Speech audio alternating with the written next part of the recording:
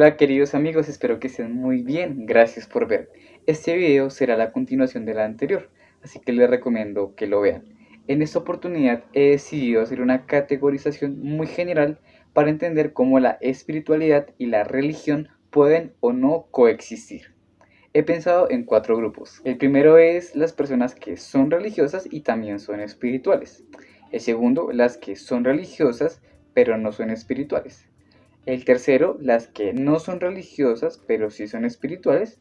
Y el último grupo, las que ni son religiosas ni son espirituales. Para que alguien califique dentro de la categoría espiritual, según lo que vimos en los videos anteriores y basándome en las investigaciones de Francis Torralba, autor del libro Inteligencia Espiritual, las personas deben cumplir con los siguientes criterios. El primero, deben tener unas rutinas diarias y disciplinadas de alguna práctica espiritual contemplativa, como la oración y la meditación. Segundo, que tengan una búsqueda constante de comunión con algo superior, con algo sagrado o con ellos mismos. Y el tercero, que lean y reflexionen o estudien sobre enseñanzas espirituales que los induzcan al conocimiento de sí mismos, a la compasión por los demás y a buscar un propósito de vida basado en el servicio. Los criterios para considerar a alguien religioso serán los siguientes. Uno, que se identifique dentro de las creencias de una religión. Y dos, que sea practicante de las doctrinas, ceremonias y rituales propios de esa religión. Es decir, que para que alguien se considere religioso no basta solo con que se identifique con dichas creencias. Ahora vamos con los grupos. El primero es las personas que son religiosas y son espirituales. Aquí entran todas aquellas que además de identificarse como pertenecientes a una religión en cuanto a creencias, también participan de las doctrinas propias de dicha religión y por supuesto también llevan una vida espiritual disciplinada que se interpreta bajo las enseñanzas de dicha religión.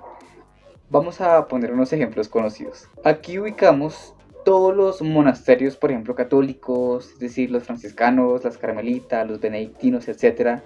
También monjes budistas, los sufís o místicos del Islam, muchas personas del cristianismo evangélico neopentecostal que son de constante oración y lectura bíblica.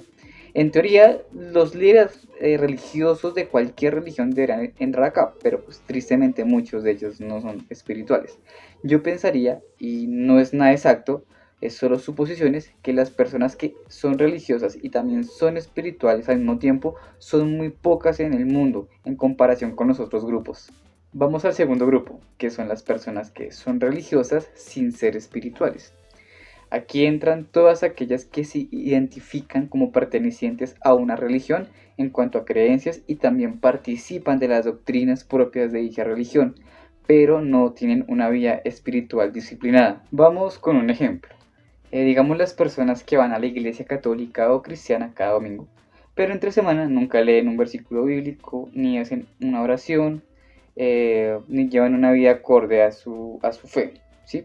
Aquí también entrarían, por ejemplo, los que se consideran budistas pero no meditan, y así. En este grupo de personas van desde aquellas que están empezando a construir una espiritualidad, de a pocos, a ser más espirituales, hasta aquellas que están más cercanas al dogmatismo y al sectarismo, es decir, aquellas que imponen sus creencias religiosas con arrogancia, con violencia, que no toleran que hayan personas que crean o piensen en algo diferente, que piensan que son superiores por ser de determinada religión y que se ponen furiosas si les cuestionas sus creencias. Esto es signo de poca espiritualidad. Yo pensaría que estas personas son un sector amplio de la población mundial.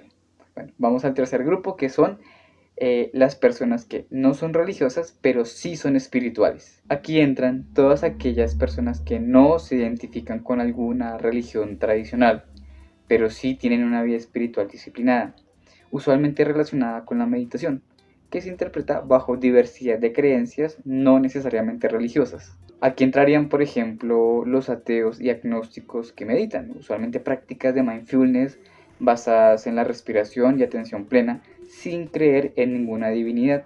Y su espiritualidad es más para relajarse y bajar los niveles de estrés.